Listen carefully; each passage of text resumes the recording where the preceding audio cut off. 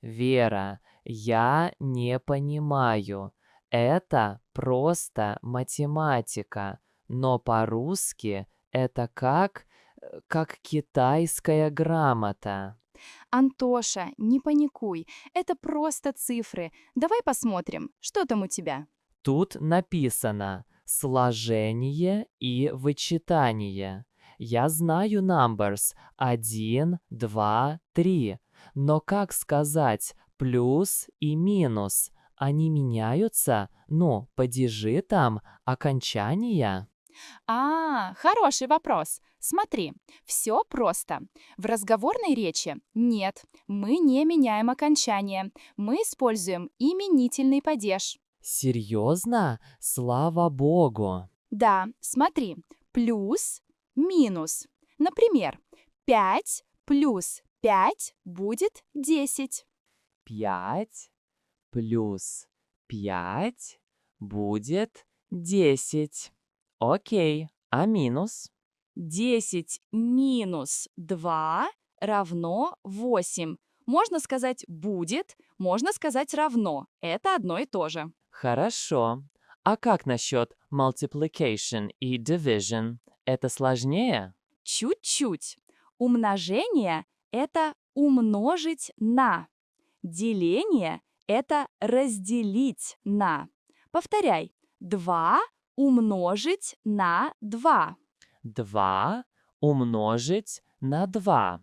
4. Точно! А теперь деление. 10 разделить на 2. 5. Это легко. Значит, в примерах числа не меняются, не надо думать о падежах. В самом уравнении нет.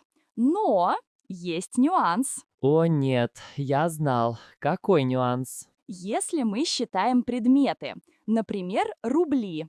1 рубль, но 2 рубля, 5 рублей. Родительный падеж. Да, братик, родительный падеж. Смотри, пример. 3 плюс 2 будет 5. 5. 5 чего? 5 яблок? 5 рублей? 5 яблоков. Нет, 5 яблок или 5 рублей. Запомни. 1 именительный рубль. 2, 3, 4 родительный единственное число рубля. 5, 6, 7, 20 родительный множественное число рублей. Ого, ладно, давай попробуем. 100 плюс 100 будет 200 рублей. Молодец, ты гений! Видишь, в русском языке тоже есть логика. Спасибо, Вер. Давай попьем чаю. Чай помогает думать. И печенье. Одно печенье, два печенья, 5 печений. Все, хватит грамматики.